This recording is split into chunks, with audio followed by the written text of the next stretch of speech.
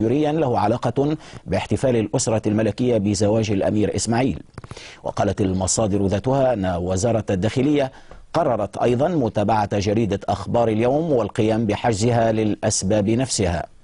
وأوضحت الوزارة في بيان أن الرسم الكاريكاتوري يشكل مسا صارخا بالاحترام الواجب لأحد أفراد الأسرة الملكية.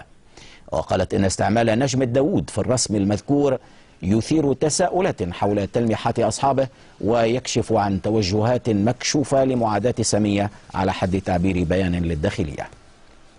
ومعنا من الرباط توفيق بوعشرين مدير نشر صحيفة أخبار اليوم. سيد توفيق، أولا هل وقع فعلا حجز هذا العدد؟ الواقع ليس العدد فقط المحجوز، الآن مقرات جريدتنا محاصرة من طرف البوليس، والعدد عدد غد حجز من المطبعة ومن الأكشاك ومن شركة توزيع. ثانيا، بلاغ وزارة الداخلية يقول بأننا نشرنا كاريكاتير فيه نجم الداود، وهذا كذب. وأنا أتعجب كيف أن وزارة الداخلية تكذب على أن رسم منشور في الجريدة وقرأه آلاف القراء لا توجد أي نجمة داود، وأنا مستعد أن أدلي بالرسم لا توجد أي نجمة داود على الرسم. ثانيا، الآن هناك خرق سافر للقانون. القانون المغربي لا يعطي حق لوزير الداخلية أن يمنع الجريدة، له الحق أن يحجز عدد واحد.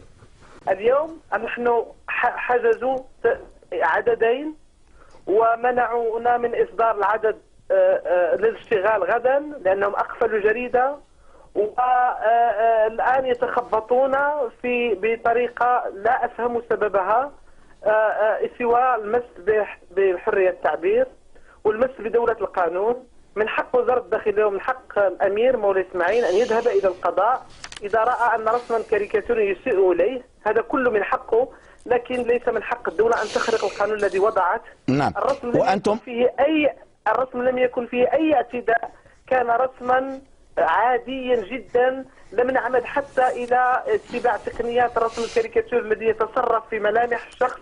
طالما سيد توفيق، طالما أن المسألة اتخذت بعدا قضائيا، كيف تنوون التصرف الآن؟ يا أخي لم تأخذ قضائيا، أخذت مجرا تعسفيا. اليوم وزير الداخلية يمنعنا من دخول مقر الجريدة، وهذا غير معقول. يتجاوز صلاحياته. الوزير الأول هو الذي يحق له منع الجريدة. وأنا أقول بأن الرسم ليس فيه لا إساءة ولا أي شيء، وإذا كان عندكم إمكانية أن تنشروه أنتم وتلاحظون بأنه ليس فيه إساءة، هذه جزء من موجة تراجعات الصحافة. غدا سيتمثل صحيفة أمام القضاء، وقبل شهر منعت جريدة أكثر من هذا، جريدة الذكرى العاشرة لوصول الملك محمد السادس إلى العرش قبل أكثر من شهر نشرت كاريكاتير للملك ولم يحجز العدد. سيد توفيق بوعشرين، بالتأكيد ربما تكون لنا متابعات لهذا الخبر. شكرا لك توفيق بوعشرين.